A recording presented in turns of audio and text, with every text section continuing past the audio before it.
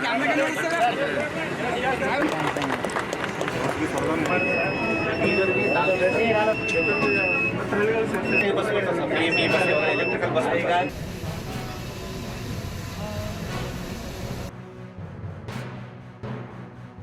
ಬರ್ತಕ್ಕಂಥ 30 ನೋಡ್ಕೊಂಡು ಎಲ್ಲಿ ಅವಶ್ಯಕತೆ ಇದೆ ಅಲ್ಲಿ ಹಾಕೊಳ್ಳಿ ಅಂತೇಳಿ MD ಅವರಿಗೆ ಈಗಾಗಲೇ ಸೂಚನೆ ಕೊಟ್ಟಿದ್ದೀನಿ. ಮತ್ತು ನಗರಗಳು ಬೆಳೀತಾ ಇದೆ, ನಗರದ ಜನಸಂಖ್ಯೆ ಜಾಸ್ತಿ ಆಗ್ತಾ ಇದೆ, ಹೊಸ ಬದಲಾವಣೆಗಳಾಗ್ತಾ ಇದೆ.